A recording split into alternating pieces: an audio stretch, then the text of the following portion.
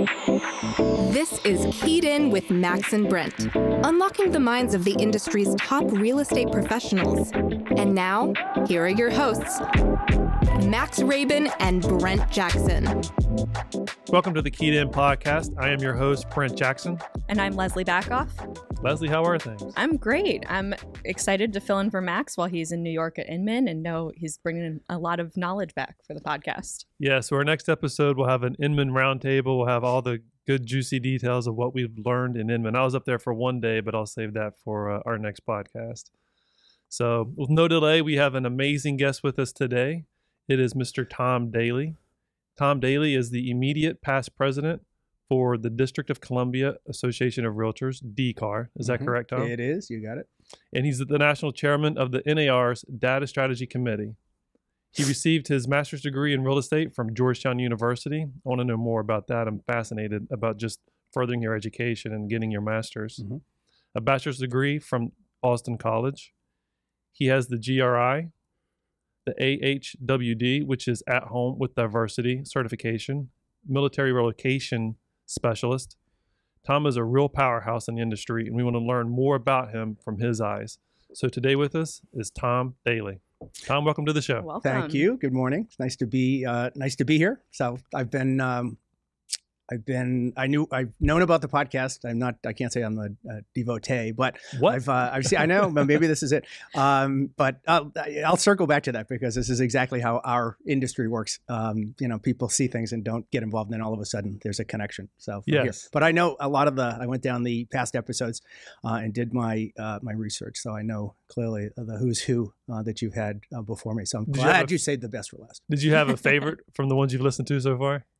I like the perspective. I like the kind of the broad approach. And I'm less of let's get the guy or the gal or the team that sells, 50 million. But I like the folks that have kind of a diverse background and have something that they're kind of focused in on. So, a true politician. Yeah. To dance around that. My answer. colleague Harrison Beecher obviously would be one of my favorites because he is just a superstar at every level. So he is diverse in many ways, both with his business, his niche of business, his political involvement, his community involvement. Just the guy. I don't know when these guys sleep. Plus, they just had a baby last year. So It's impressive. and COVID Really and all that stuff. So All that good crazy. stuff. So give us a little origin story, how you came to be, where you're from, how you got into real estate. I am originally from the Boston, Mass area, obviously the Boston College connection, and started my career in business. I was in the auto industry, so another very large industry on the aftermarket side of the business, and was with that company for about 12-ish years, public company, new technology, sales and marketing and general management, and ended up in this particular region. So that's how I got to DC. And a time came, I was a lot younger then, and I was looking for something else to do. There was a transition, so I got out and took some time off. I'm kind of old school, but back in the day when you said you were a consultant, that meant you didn't have a job. I was a consultant, but I was doing. We don't know if it means that you have a job. I know. It's just boy did someone do a job on me. But that was kind of the deal, and interesting enough, fell into another startup.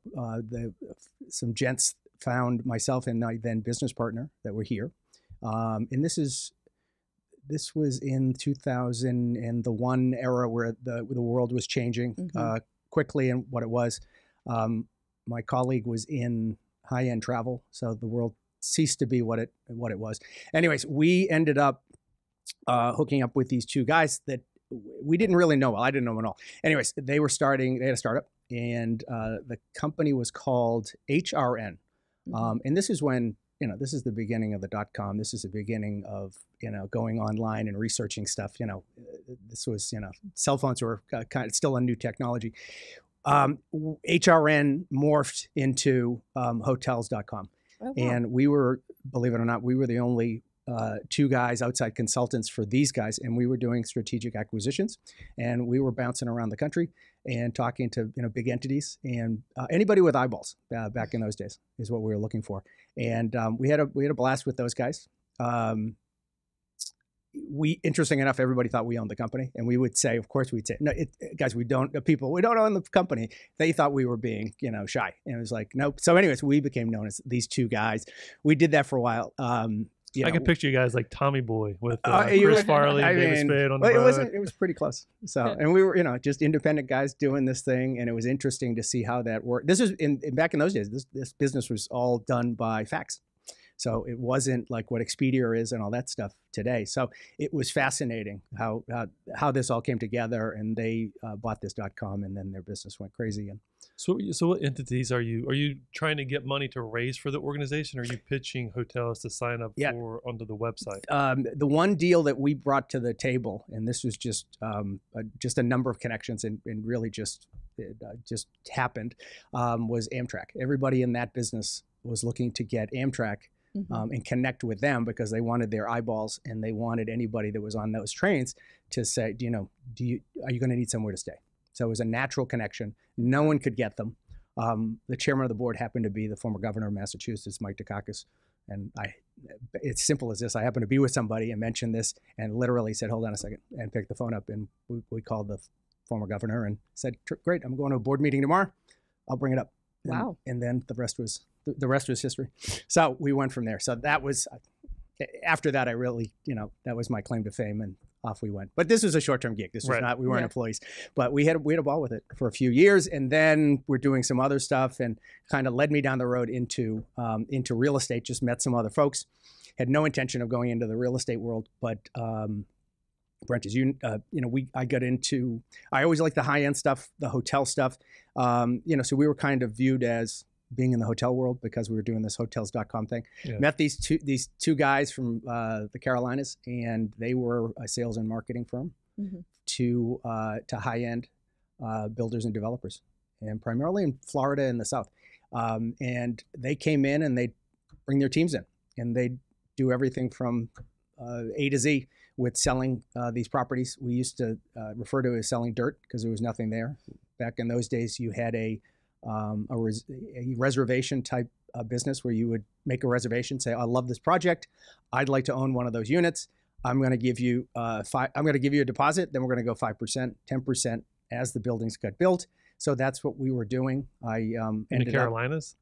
They were based in Greenville, South Carolina, but the projects were traditionally down in that vicinity in the Carolinas, but also in Florida. They did a lot of stuff at outside Orlando back in those days. Oh, wow. But these guys were expanding, and I ended up, they made me an offer. We danced for a while, but I ended up. They ended up saying, "Listen, pack for a month. We're going to put you somewhere." I ended up in Miami, and that's fun town. Yeah, so I was doing. It was fun. It was crazy. I couldn't do it again. I wouldn't do it again, and I was a lot younger. Ended up Miami. We had a project in south of Fifth, and we had a project in West Palm Beach and Hollywood. Two of them were Trump licensees properties, when Trump's name really had a lot of value to it. And I think, frankly, he was a different kind of guy. He was a business guy, not what he is today or what we see. Right. So that was the beginning, and then again. What was your project? Guess what? The world changed again. What was your project south of Fifth? Just curious. It was a Viceroy hotel project. So it was these were all hotel residence properties. Okay. Interesting. Yeah. So then you're in Florida. How do you get to DC? So the market changed again. So it was 2007, 2006, 2007. We knew things were changing. A lot of this big money came from New York. And you could feel that people were pulling back, and the big bonuses were being pulled back. Okay. So we weren't seeing that as much then, and I didn't want to get stuck in Florida. I wasn't a big fan. It was great, but we did a lot of entertaining, and it was just day after day after day. I mean, I know that sounds crazy, but it wears on you. It's a lot. Yeah, and we're salespeople, so we weren't closing sales. We were doing a lot of entertaining and not closing sales. But I worked for the developer that we represented was the Related Group, George Perez, and couldn't work for a better company. And he was phenomenal and just a real just a visionary. Related. Yeah. And he was great, and he was very hands-on, and he was an interesting guy, and we met with him all the time, and he was hands-on then. He's not so much now. His son is more so there, I believe. But we did those projects, and inevitably things kind of went a different path. So I said, let me get back to Washington, D.C. So I came back to DC and then was working projects in the Caribbean and all the way up to Nantucket, the White Elephant condos, residences in Nantucket. For the same company, related? Yeah, but no, they were for the same sales and marketing company called IMI. Okay. Mm-hmm. And you'll remember when I first came to TTR Sotheby's, I hosted a cocktail party in New York at the Penthouse above Bergdorf Goodman on Fifth Avenue. Yes. That was where our office is there. So we were That's very, awesome. very high end. Yeah. That 1 percentile business of selling lifestyle. So when did you make this switch and why into real estate? The move was predicated on the economy. Sure. And I was consulting and bouncing around, and again, it was not a bad lifestyle. But when you're running down to the Caribbean, on your own and working and doing, it's one thing when you go down with your friends and you're staying at these beautiful resorts and you're entertaining. It's another thing to be working and to be somewhat cogent and go, not that there wasn't a glass of wine in my hand most of the time, but it got a little old. People were clearly, the market was changing. So I looked at the residential real estate business as something that I would do in the interim. And let me get my license. I was dealing mostly with licensed real estate agents when we did these projects. So I thought it would be something good to have and didn't know we were still sliding down the hill. And that really, I got into it obviously full time. Well, that's what I'm thinking. Like, I'm thinking back, like you got into it because the market changed. And I'm like, well, that's like a brand new agent getting in the industry last fall. It's like the market's crashing. You're like, well, that's a great place to go. Right. Yeah. Well, yeah, exactly. And that's exactly how you look at it. As one of my friends, client who lives up the street, he goes, let me get this right, Tom. The market is on his ass and you are getting in. And, and I said, yeah, well, it can't go any farther down. So I guess it's only upside from here. So you were forced to really I was forced to really learn the fundamentals and understand what you had to do to make a sale, get a client and go from here. So it wasn't getting in.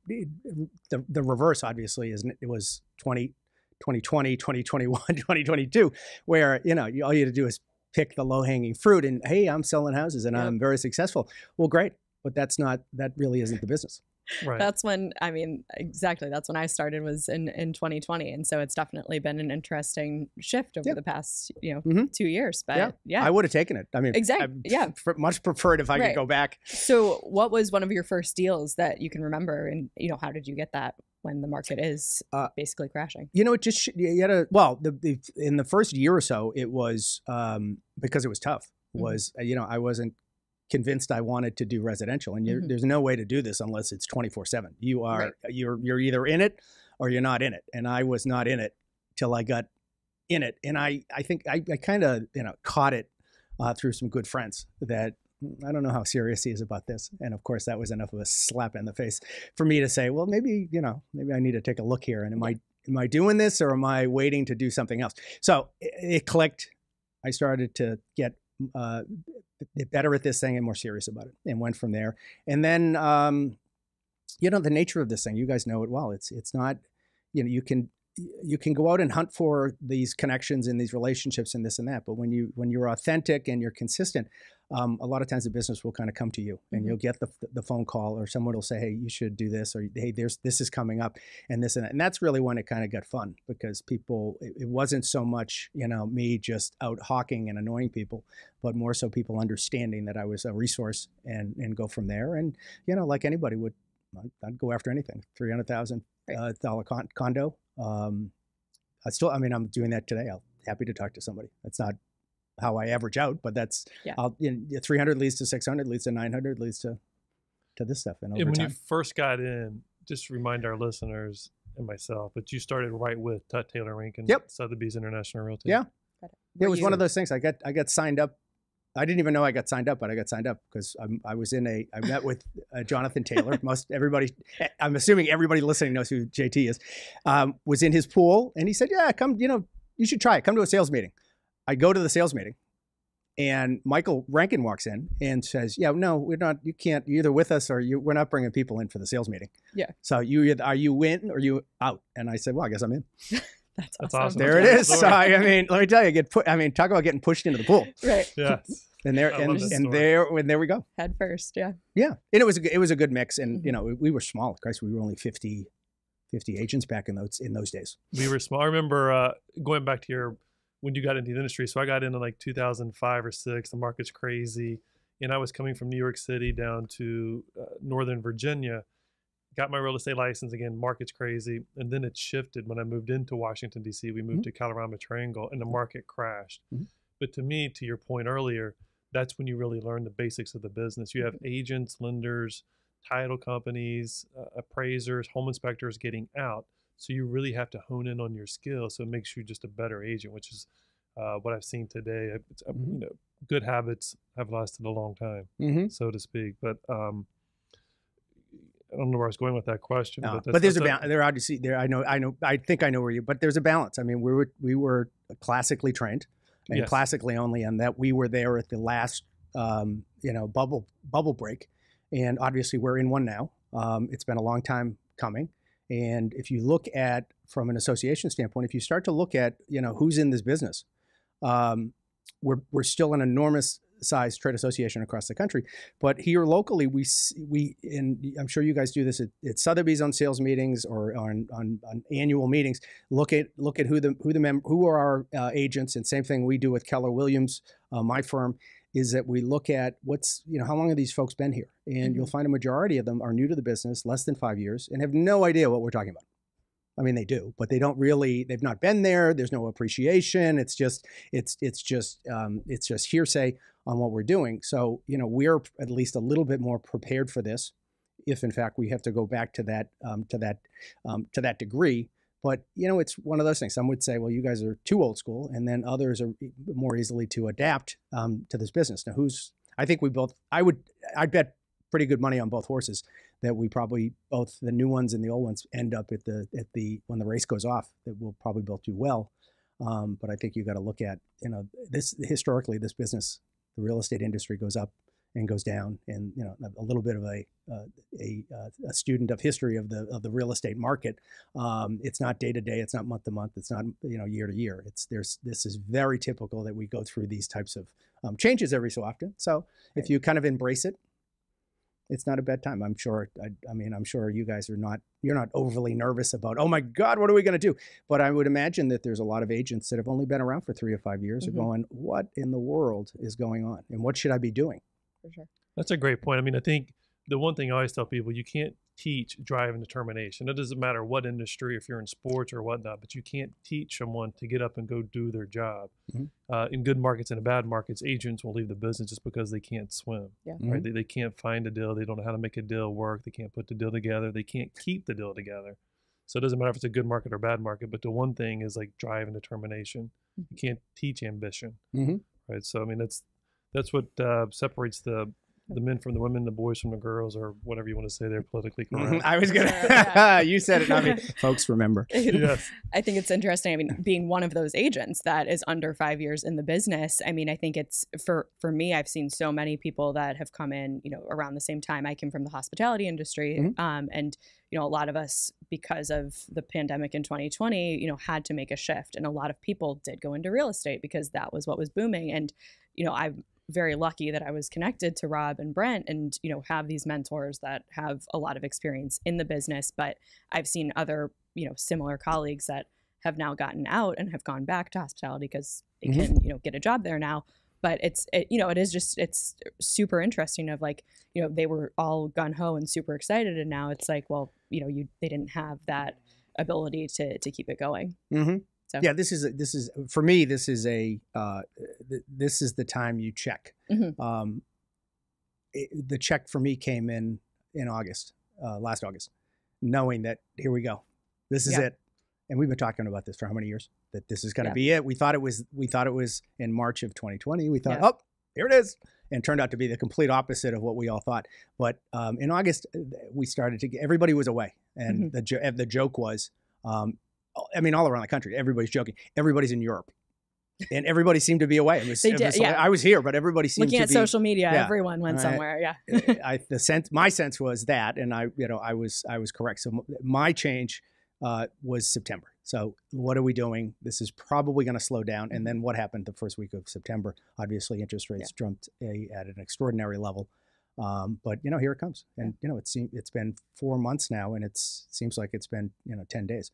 So here we are. Yeah. And then what do you do? I mean, it's interesting because I think, and again, coming from Edmund, we'll save this for a different day, but that was the consensus across the board on all industries. It doesn't matter if it was an attorney up there speaking, a lender, agents across the board. But they essentially, many of them said you had a buyer strike in the fall. Mm-hmm. Everybody, Labor Day hit and everything just stopped. I mean, you had agents in our own sphere here, multi-million-dollar, $100 million plus agents, and they're talking about like a $10,000 a month rental at the Ritz-Carlton, right? I mean, that's what it came down to. But, early on this spring, I call spring starting like right after MLK Day weekend, it's been robust, right? Rates have gone from 7 back down to mid 5s or 6s, depending on which lender you're talking to. And there's still a shortage of inventory. So across the board, all price points, all submarkets, we're in multiple offers again. Will that last? Nobody knows. But as of right now, current snapshot is market's hot. Yeah. And that's exactly, you said the right word, snapshot. So we've seen this. I'm going to be overly pessimistic. And if it continues, fantastic. But, I would keep doing what I'm doing, and it's only January, so, and it's, February comes next. And so we got a little bit of time before the spring comes, and what happens is something else. So now is not the time to say, oh, that was easy. Here we go again. Right. And things are going up. If it is, fantastic. We'll all be that much more prepared, to go from here. So I'm going to be, as an old man, I'm going to be a little bit more, as pragmatic as possible. Yeah, and listen, whatever. I mean, we all do this. Nobody likes January in the sales business. We all reset our clocks. So for sure. now's the time, and it's a good time to reset the clock and get going and see what the next challenge is. So yeah. Leslie mentioned a mentor. Did you have a mentor when you were coming up through the ranks? I mean, no. I mean, Michael Rankin is pretty black and white with advice. So Michael was pretty easy to go to, and just watching how he operated. And Michael and I have the same accounting firm, and the accountant said to me one day, he goes, Tom, Michael's a 20-year overnight success. And that was Michael's thing, is that everybody assumed, Michael's is number 1, number 2, number 3, number 4 consistently, but he's been doing this for 30 years. Yeah. And, that always resonated with me. And that's always the misnomer, is it, that men and women in this business that are successful just somehow are, are overly gifted. Yeah, he's overly gifted. He's been learning his trade for that much. So there's a reason why he does that well. So Michael was always very black and white back in the day, and usually 1-word, 2-word answers. No was a lot of times was tell your client no, and call me back if you need me. And then John Mashi, who was around in those days, and John was one of the more successful guys back when we started. I think John's still in the business, but been around, so I think he's a little lighter load these days, I'm assuming. But he was very curated in how he did what he did and what he wanted to attract, and he did it very well. So everybody had their kind of niche that they did, but John was always on a very, very well educated, been around a long time, but always had kind of a very laid back kind of way he did things, which was a great parallel to what we were selling, which was luxury real estate. So I would tell you, those are the two that would kind of pop. But I didn't do, I was never I've never been on a team. I've always been independent. I've never done, a specific coach or trainer or paid coach or trainer and all that kind of stuff. So I'm a little bit different in that. So I don't know that this industry tends to be, you have to do this because everybody else is doing this. And, I think you really have to be at a certain point where I need that or don't. Right. Don't need this or from there. But we didn't have teams back in the day. That's a new phenomena. And we interviewed Mandy and David, and that was like, to me, I told them that's like one of the first mega teams that I remember coming through the ranks was like Mandy and David. I think that was around maybe 2010ish, and then teams like just totally took off. Yeah. Well, then if you go back just for to be specific, I think they were just partnerships where you would have two or three great salespeople, and they had assistants in this and that, and then the word team came up, And then obviously it's to a point where the industry, we had to adapt the industry from an association standpoint to kind of designate what's a team for obviously licensing reasons. And so there's really where that word came from. But, teams were not around 15 years ago. They were maybe, I would say somewhere between 5 and 8 years ago, this word teams really become more prevalent. And you still have partnerships. We have 2 people, 3 people working together, and that's it. To me, it's a way to, and again, we thought about this like a long time ago. I got my associate broker license, but starting your own firm, it's a possibility, but it's like there's a lot of headache and financial responsibility with that. So teams and groups, it's a way to have a mini brokerage underneath a larger umbrella, whether it's Caldwell Banker, Keller Williams, Sotheby's, Washington Fine Properties, Compass, what have you. Yeah, no, I mean, now you have so many different brokerages. There just weren't that many brokerages back in 15 years ago. Compass is really kind of the phenomenal example of someone coming in out of nowhere, and obviously was told, no, you cannot do this. And wow, what a spectacular job they've done. They've done everything they've set out to do, and nothing is guaranteed. So I mean, I'm one of the few, even though I work for a competing brand, one of the few that will congratulate them when the conversation gets into that brand. Well, great, you can pick anybody apart if you want to, but they did exactly what they said they would do, and so be it. So in their competition, I mean, you can't, in this market, you cannot, you can't say that they're not a firm to have to reckon with. So you started with Tut Taylor Rankin, and you're now with Keller Williams. In between there, you've been with other firms. Nope, and just two. Just 2? Okay. 2, yeah. Every 10 to 12 years, I like to switch over. Excellent. So, right. I won't tell you I'm not going to tell anybody the age. But I mean, if you can. But anyways, every 12 years, I like to switch it up. Got it. So we're here with Tom Daley with Keller Williams. He is our guest today, and we're going to pivot here and go into your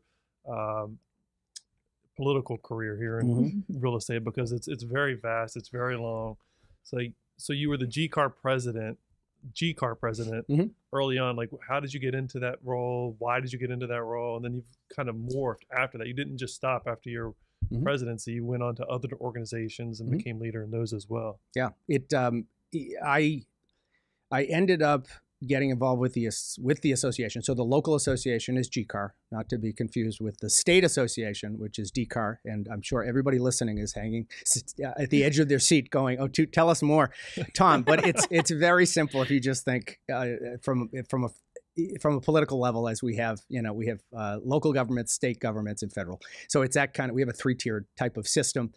Local associations specifically are the toolbox and kind of do all the fun things for membership. I think like a golf membership, if in fact you live in that world or understand it. But they do all the fun stuff with that, from the food to the pros and all that. That's what the local does.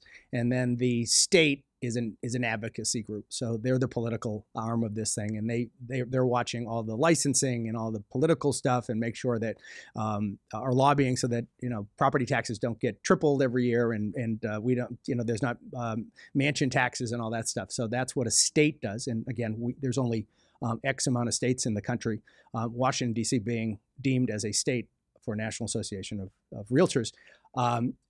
So that's our job on that level. And then federally, they look at federal candidates and support them at that level. So we cover a lot of bases, and everybody has their different job. I got involved soon after I joined the firm on the education committee. And the only reason I did that was I was coming fresh out of the real estate program at Georgetown, and I thought, well, this is the only thing I can add, is that I can't get involved in anything else because I don't have any qualifications. So I got involved with that, and there was lots of opportunities, and I looked at it as a new person, and I wasn't a newbie in life and in business. So I got involved with that, and then very quickly distinguished myself as someone that probably could add a little bit more to it. And that's really how it started. I started to move up and get recognized, and then start doing playing different roles within the organization. And then over a 7-year period, rose to the president. And then when I was done there, I went over to the state and did the same thing, being involved in it, but more so on leadership. And here we are, some 10 or 11 years later. So the education part, so that's a appointed position or volunteer? Volunteer. Yep, Volunteer. everything's volunteer. No, none of these members get paid for stuff. On a leadership level, obviously some expenses and stuff are paid for, travel and stuff like that on very specific occasions. But this is not a moneymaker. Mm-hmm. There's a lot of time spent, and occasionally if there's something specific that takes you way outside of your realm, then the association and/or the national association pays for that type of stuff. But this is not black limousines and 5-star hotels. Curious, like thinking about like the presidential election that's coming up next year. Do you have like your stamp? Like, this is what I did when I was my time at the DCAR. Like, I got this moved or this put in place. And on the opposite side, man, I should have done this better to move this initiative further along. Yeah. You always look at, if I could do it over again. I tend to be one of the more passionate and take this very seriously. And anybody that's worked with me that happens to be listening will say, I know exactly what he's talking about. But we were elected to do something, and we take an oath to do what we're doing. And we're representing, in Washington, D.C., I represent 3,300 realtors. And at GCAR, I was representing some 13,000 realtors. And I take that seriously. I don't phone it in. My belief is that I need to know everything about the role that I'm in, and I think I did a pretty good job at that. My fingerprints are I have been on and will be on a lot of the regulations, the laws, the decisions, the committees that each one of these organizations has put forth. So we go from there. But I think it's you got to part of the way we do this as a membership organization, and given that we continue to change and we continue to evolve, we're all living. It's never going to be static. So we always have to bring new folks in and diverse opinions and diverse experiences. So we always have to. So the challenge with any National Association of Realtors group is, know when to leave, and take the cue, and don't be there forever. And that's always been kind of an issue.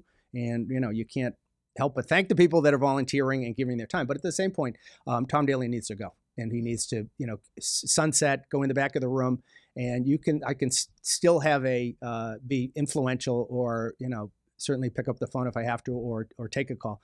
But, that's the nature of how our organization gets stronger and stronger. It's when we get complacent that the organization becomes ineffective. And that's just natural with any organization, is you're going to have highs and lows. As a younger person in the industry, what is, how do you get involved? What are some of the, thoughts to then, work up to a leadership position? Yeah, a lot of them are, a number of the committees on the local side can be a little wonky in that, it's professional standards, which we're required to do. Obviously, we self-police ourselves, professional standards, education, communications, YPN, which is just more of a networking group. Public policy.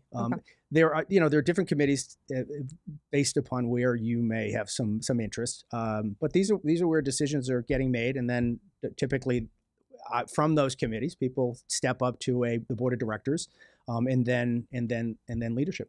So the president always comes from the board of directors. Yeah. Cool. Okay. Yeah, generally, and if there's always hopefully a level of continuity. So we're very successful in our region versus other regions in the country where by the time you get to the president's role, you've worked your way through being secretary, a president-elect, president, and then you're going to be around for one more year on the executive. So you've got a pretty good knowledge base, but also the continuity between the person behind you, the person in front of you, but working together so that it's not, we want the room blue this year, and next year we want it black, and then following year we want it pink. There's some continuity of let's improve, let's look for other ways to get more of our members involved. And that's the biggest challenge, is getting our members to get involved. And, Tom's doing it, I don't need to be involved. Well, yeah, yes and no, but we'd like members to get involved. It's your organization. You pay a lot of money.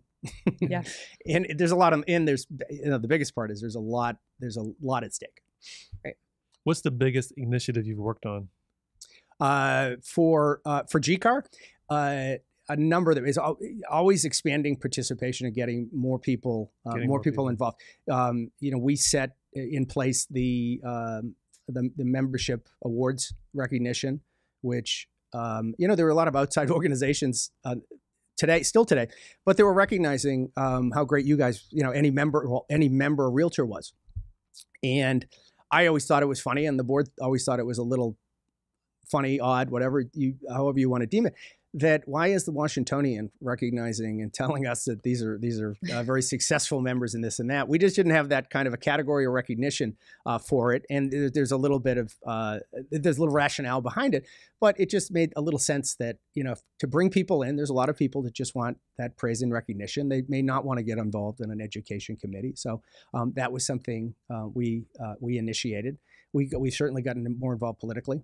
And the Realtor Party investments that we solicit from our members has increased, and we've become very powerful both locally and on a state level with this thing. Particularly on a state, we're an incredible trade association here. Probably we are told that we are the most effective and the most powerful trade association in Washington D.C., and that would be our comparables would be.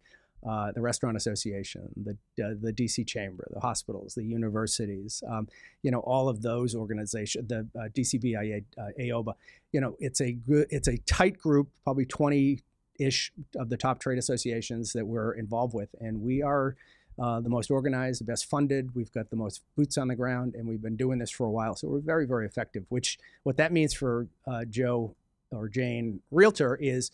All goes without saying that we're going to try as best we can to not see increases in areas that we don't need increases in. Particularly now, we do not need to see property taxes go crazy because the city wants to cover something, or we don't want to see a mansion tax, which we just had in the last 18 months or so, which we helped put the kibosh on because we responded very well. Which you can't just. You got to have that to be able to respond very quickly. But obviously there were some newly elected members to the city council here and also in Montgomery County that we are on the front lines of working with these members so that we are at the table. And that's always, at the end of the day, we need to be at the table. And we can't be effective from outside the room. And we only get better and better. We've got very, very strong relationships with these council folks. And no rubber stamps on either side, but we're there, and we have, we can battle out what we have to, and we hopefully come to good resolutions, and we win a lot and we lose a lot. That's very awesome. Simple. It's impressive. Yeah. I mean, it sounds like it's a full-time 40+ hour a week job. I mean, can you tell us how many hours a day or a week you're putting into this? Probably too much, but I think I'm unique in that it just, for me, it comes naturally and it just flows in there. It's that, I remember one sales tape or some tape, probably tape back in the day, video that I watched was the old trick of in front of the audience. They have 3 canisters. One is a bunch of gigantic rocks. The rest of it's a bunch of little rocks, and you got to get them all into the third one. Sure. And how do you do it? It goes back and forth, and everybody's scratching their head. Well, it's get the big things in there and pour the little ones in everything, and that's how you do it. So to me, that's kind of how I do it. So I do all of this stuff kind of 24/7, and I just fill in with stuff. So there's always a text or an email or a phone call or something that I do. I don't wait to do it on Fridays. Mm-hmm. It's just constantly going, and that's probably just longevity, experience, and this and that, and have been pretty effective. And I'm very straightforward. So there's no nuance to make. Probably a little too straightforward. Are you still selling real estate? Yep. Oh, yeah. Oh, no, still get a successful practice going in this. It does, every presidential year, it does get, this is only the second one and probably the last one. You do get a little distracted, and I only know that at the end of the year. So a little bit. I mean, I was probably off by maybe 10% this past year, which wasn't too bad from where I am. But part of for me, it's important for me to also be a successful, effective real estate agent as well, to be able to say that you can do it all. I know how to do a transaction. I'm doing transactions. I'm doing much higher than what the average is here and there. So I like to walk the walk and chew gum at the same time and do it all as well. And I'm I'm one guy doing my business, but if you in any scenario, whether it's a a single operator or a team of 2 or a team of 50, let's divide here. What's the one guy doing or the one gal doing? What are the 2 people doing? Or what's the $100 million team doing with 20 people? So let's average it out a little bit. It's very simplistic, but at the same point, to be able to say I'm doing, 12 to 20 million on my own, if everybody did 12 to 20 or 10 to 20 million every year, there'd be a lot more happy people out there, and consistently, not 1 year. Do you use your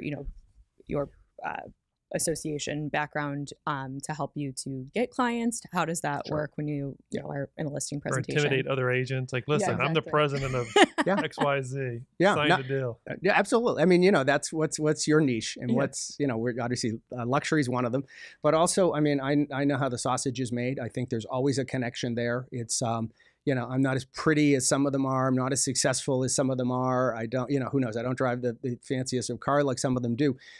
My focus is on, obviously having a good dollar business, but also knowing how the entirety of the system works. And I'm a big believer that the, finding the house and making the offer is pretty good. And if you get it accepted, it's all the other stuff that goes along with it.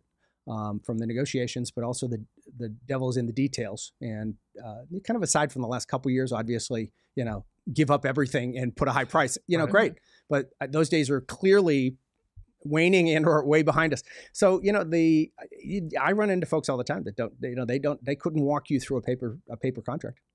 Their assistant doesn't, and they wouldn't know the nuance of here and there, and what's the difference between these contingencies and those contingencies, and why is this better, and who's the agent on the other side. And we're going to come back to that, to kind of that world very, very quickly, where it's nice to know who I know Brent, he's on the other side of the transaction, and I'm going to come, and I think mine's a strong offer, but it'd be nice that he knows who this person is on the other side, and vice versa.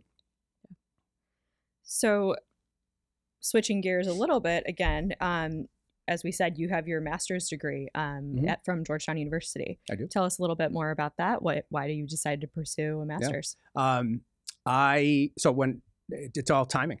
When I got involved in the business in 2008, there wasn't a lot going on, and I didn't have a lot to do.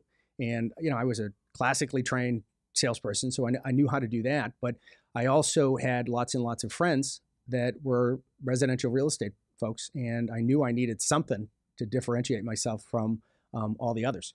And I was reading the Washington Post, an actual newspaper, and there was Georgetown University was starting their first inaugural year of a master's in real estate. Okay. I was literally across the street where I grabbed the coffee before coming here. Was there, saw the ad. The dean's phone number was there. I called the dean. He said, meet me for coffee. I put my application in and was accepted. There was 50 of us originally for the first class on this stuff. But I thought, you know what, having a master's in real estate, when I walk in, Brent and I walked in to a listing appointment. I got my business background, but it's not in real estate, but I've got a master's in real estate, and I understand the industry, and I can certainly tell a pretty good story, and I have a little different angle than, I'm selling a lot of houses. Right. And obviously, where were we? We were down at the bottom of the barrel here, and what was going to happen. And I was, again, the history of where the industry goes. So I thought, one, I have the time. Two, this sounds kind of cool. Obviously, graduating from another Jesuit university, I thought, oh, this is nice to have as well at Georgetown.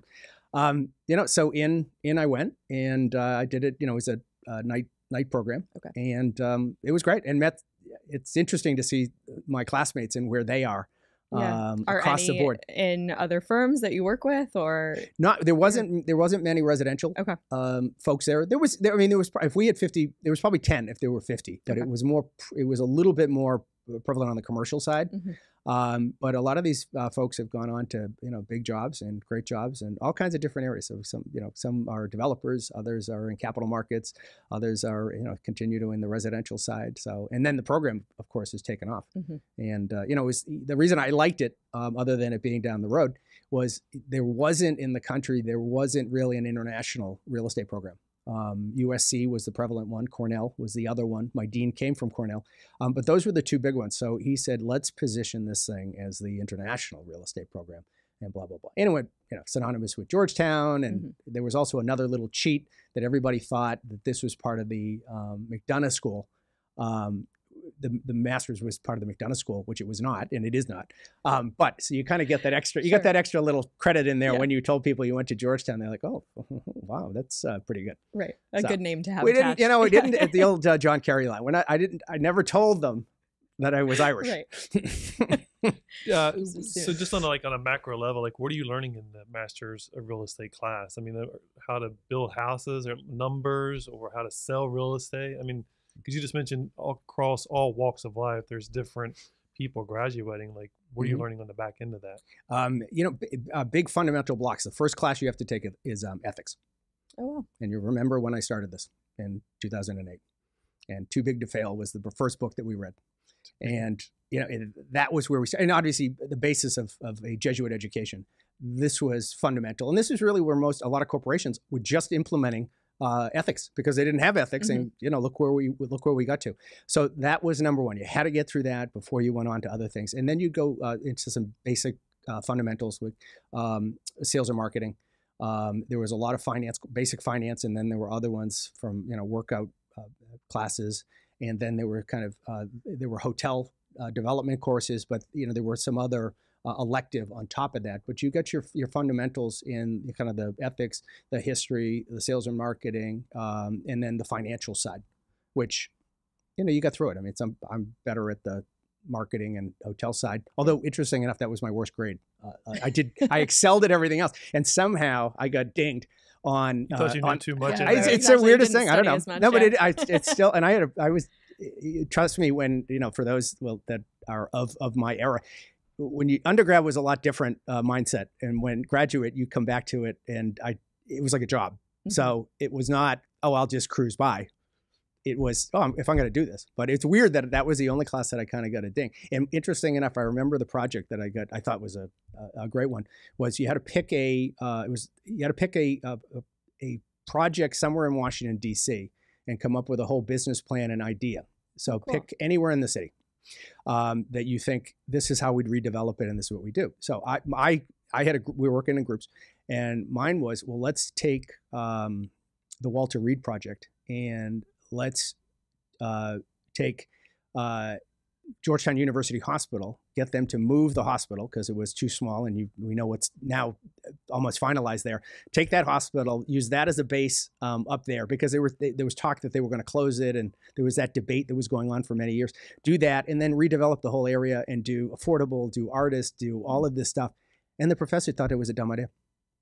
Lo and behold, what's happening at both. Right, Georgetown University Hospital has built this monstrosity, and then Walter Reed has been completely redeveloped and has a lot of those elements, with the exception of a hospital. So have you called up that professor and said, haha? I have not. No, interesting enough, I know who they are, but yeah, one was a city planner for Arlington County, and the other one was a commercial real estate guy who's still one of the best in the business, but was weirdly enough, didn't want to, this guy was so old school, didn't want to give his secrets away. So kind of dialed it in. And I'm like, are you kidding? It's kind of like, why are you not a professor? If you were a physical trainer, like saying to somebody, sorry, I can't possibly tell you how to lift weight. Right. Because you're going to figure it out and you're going to look better than I do.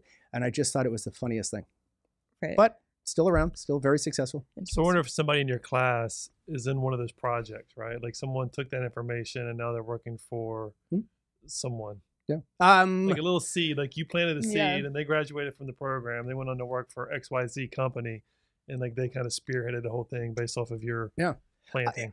I wouldn't, listen, timing's everything. I mean, everybody, it's the, there's some old jokes there, but timing is, you see it and you move on, you don't do it. And large scale or small scale, I would think that, you get people are thinking about what's next and this and that. And I'm sure you guys do it, like everybody on listening does, what's the next thing? What's the next thing? But, you can't, you got to make sure you got to be balanced I have to be balanced in approach that I'm doing what I have to do right now, which is the basics. I hate it. It's not fun to do open houses. It's not fun to have to, manage your sphere and your database and do all this stuff. But guess what? It's January in 2023, and we got to go back to the basics to make sure that we've got the core and the fundamentals there. And lo and behold, you'll see what happens as we go forward. But I've gotten lazy. We've all gotten lazy because it was easy. So here we go again. So we'll wrap up here. I just have one final question. I don't know if you have another question, Leslie. No. Do you have what's next for Tom in the political world? So you're finishing up I think your president, past president at DCAR. I've joked with Harrison on this show before. ANC, mayor, something else in real estate. What's the next step for you? I will continue to be politically involved with the association because it's the bang for the buck is there with where we're involved. And one of the things I'll go on to do as a past president is that we have our PAC or Realtor PAC for the nerds listening. Obviously, is the investment that we solicit from our members. It's had nothing to do with our dues. So we pay our dues, we get this. All the political influence and all the political money we raise comes from additional investments by people like you, but people like me, which goes on to be able to do the lobbying efforts and the issues efforts that we do from there.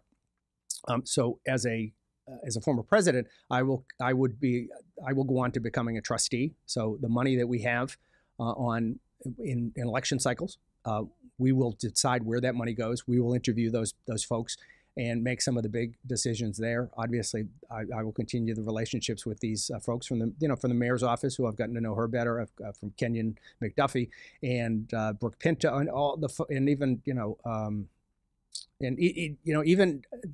council people that maybe I don't see eye to eye with.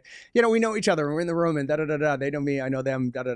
Continue to do that thing because I'm obviously a taxpayer, and I'm in these wards. So we'll continue to do that. I get this for free doing the RPAC stuff, and we'll try to stay engaged.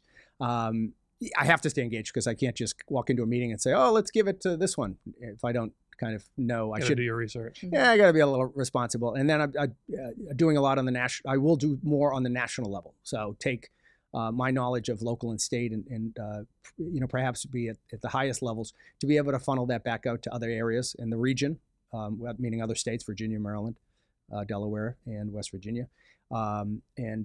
Continue to raise money. Last year we had a great year. We raised, as a national association, we raised just over $50 million for political contributions. It is amazing, and a lot of that money comes in and goes out. A lot of that is goes back to even states. We're a very small state compared to obviously California or Maryland or Virginia. We work hand in hand with the National Association to do things way above our pay grade. And very much the case with Kenyon McDuffie that, it's a crazy story of he was disqualified, then he decides to run, then he gets into a race and he's kind of the dark horse and then pulls this thing out by the seat of his pants. We were highly involved. The association was highly involved with that, and probably the most involved behind the scenes.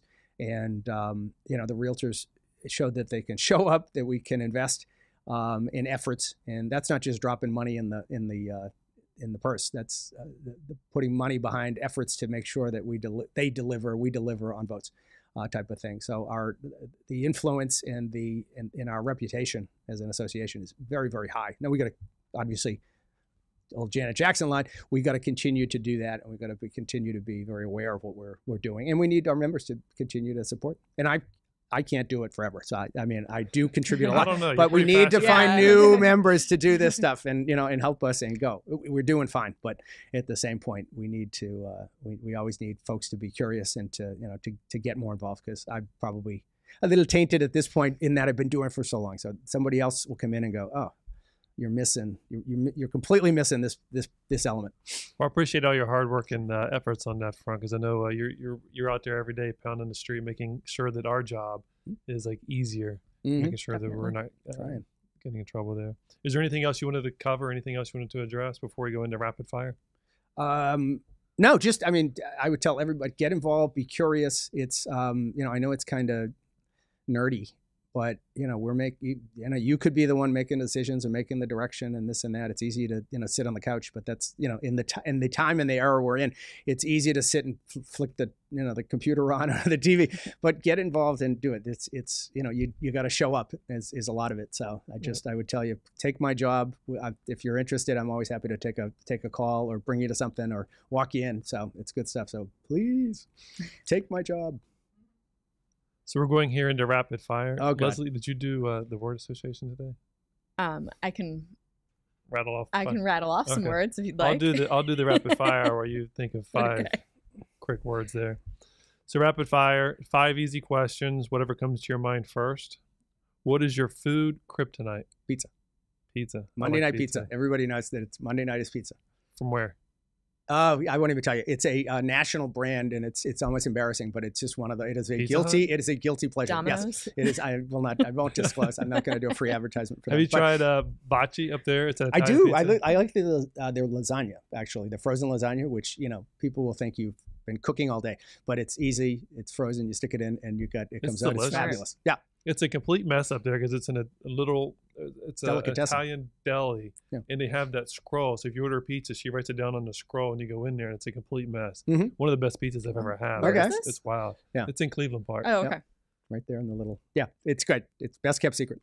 Your favorite vacation spot? I would say in the Caribbean. So I would say Harbor Island in the Bahamas is a great one that we've been kind of we're going to the last number of years. Even though that's technically not the deep Caribbean, but Who would play you in a movie? probably Liza Minnelli. Love that. Is that a famous? Brent, Yeah. we need video here because Brent just Right. The Brent camera. just went blank on that one. Yeah. That's a joke. Tom Hanks or Tom Cruise? Who would you rather have coffee with?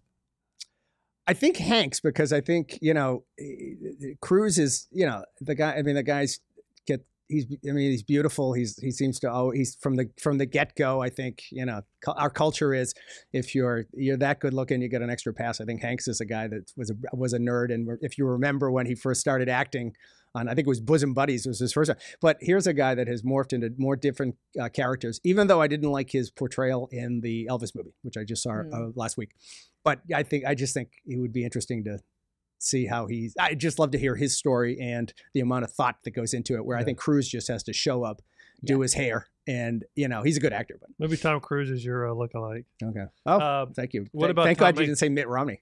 Mitt Romney too. Mhm. What about Tom Hanks's most recent movie? I think it's like something about Otto. Oh, It's a yeah. good movie. Oh no, I'm Older gentleman, depressed, wife died. I don't want to give out all the spoilers, Oh, but it's, okay. It's good. Well, that sounds Yeah. You have to uplifting. check it out. Last question here. Who is your favorite all-time politician? I would say Jack Kemp. Now I have to remind a lot of people, but I got involved with Jack back in the mid '80s in 1986 when he was running for president. And talk about a guy that was ahead of his time, a true conservative. His big claim to fame was he always talked about the gold standard, but nobody got that.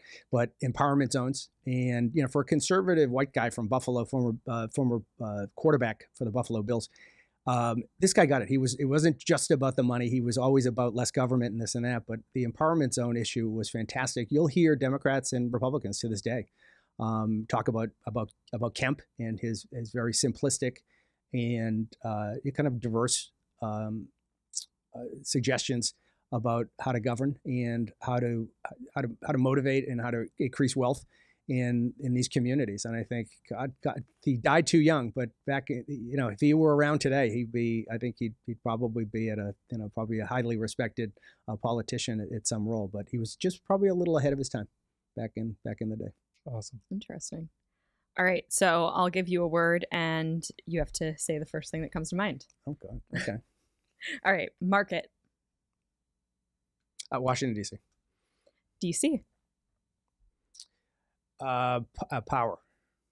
Podcast.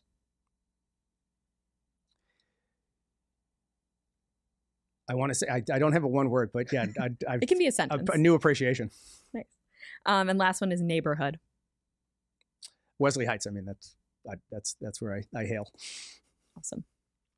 Tom, it's been a pleasure having you out on the show today. Love your energy, your passion for politics, and getting all of us agents to a higher level on that front. Thanks for coming out to the show. We're going to give a donation to a charity of your choice. Is there someone you want to give a shout out to?